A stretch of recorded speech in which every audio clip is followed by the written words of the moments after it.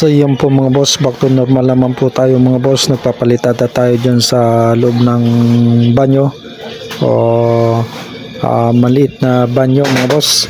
Sa ilalim lamang po yan ng pinakang landing ng hagdan po mga boss.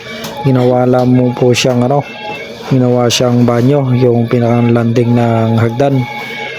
Yung hagdan po na yan ay malaki siyang hagdan kasi hagdan po siya ng third floor po siya na building, gagawing hotel. So kaya meron siyang hagdan, yan yung pinakang ilalim niya, yung pinapalatidahan ko na yan po mga boss, para hindi lang masayang yung space. Ginawa na rin siyang banyo, yan yung purpose sa kanya, ginawa siyang banyo. So siguro yung banyo na yan ay para sa lahat, kumbaga para sa lahat, common kung tawagin po mga boss, para sa common na banyo.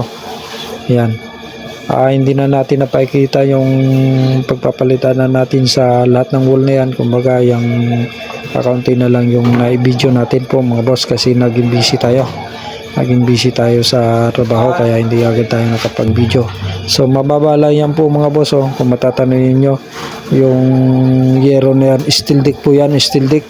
Kumbaga may height lang yan siya, mga 7 feet lang po mga boss. Malapit na nga maabot ng ulo ko yung steel deck, kasi ilalim lang po yan ng hagdan po mga boss. Yan nagkaroon lang siya ng purpose na gawing CR, para hindi naman masayang yung kanya, espasyo niya. So yan, pinapahiran natin po mga boss ng binistay na buhangin na hinalo sa semento. So may gamit tayo na kutsara na medyo maliit lang, para hindi mangala yung ating pulsuhan, saka rodilang rubber na medyo luma na rin po mga boss. So yan, ang pakiramdam ko dyan po mga boss ay medyo mainit, kasi kulong na kulong yan, wala naman pong bintana yan. So kung maglalagay na lang sila dyan ng exhaust fan, so pintuan lang talaga. Tapos naglagay lang po ako mga boss dyan ng ilaw, para medyo maliwanag naman po yung ginagawa ko dyan. Talagang madilim po dyan sa site na yan. Okay. So mga boss, kung hindi ako nagkakamali, may sukat lamang po ang lapad niyan, may sukat na 150. Tapos yung haba niya 2 meters po mga boss. Yan, ganyan lang po siya mga boss. Hello po mga boss, nandito po tayo sa banyo mga boss, ipapalitada. So ibabahagi natin yung malalaman natin dito mga boss sa banyo. Okay, una mga boss nung sa mga fittings. Okay, papakita ko sa inyo mga boss.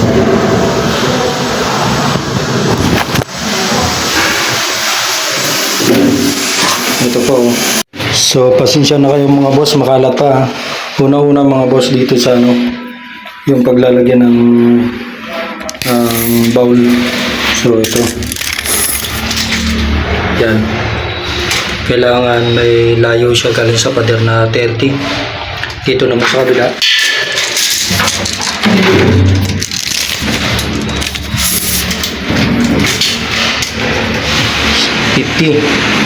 Sentro yan mga boss, sa sentro ng butas na to. Galing dito sa sentro 30. Tapos ito yung supply ng bowl, yung pinakang plus ng bowl supply yan.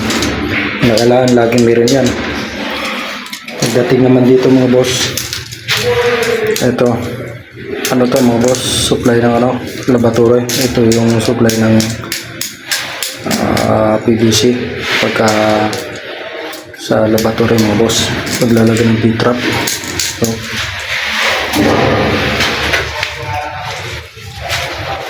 tapos dito mga boss, syempre meron tayong gripo. Yan. Tapos nakatapat sa kanya yung yan, yung flow drain. Okay. So yun po mababahagi ko sa video ko ito, kasi nandito na lang din po tayo sa pagpapalitada sa banyo. Magbabahagi na tayo ng ating nalalaman. Okay. Kunting tips lang yan sa mga beginners lang po mga boss. So yan po mga boss, medyo malinis na nga po, kasi natapos na natin yung palitada. naglinis na tayo ng konti, kumbaga nabawasan na natin yung mga kalat dyan sa loob ng CR. So yan po mga boss, yung pinapakita ko sa video na to ay yan mga fittings nya. Yan, yan po ay gripo, tapos yung katapat nya ay floor drain. So yan po mga boss, yung kulay ng ating mga fittings, yung tubo, so yan ay PPR, yung kulay puti po mga boss. So yan po mga boss, thank you for watching sa mixing video natin. Sana may naintindihan kayo. Ganun lamang po ang may babagi ko kasi nagpapalitan na pa lang tayo eh. Thank you.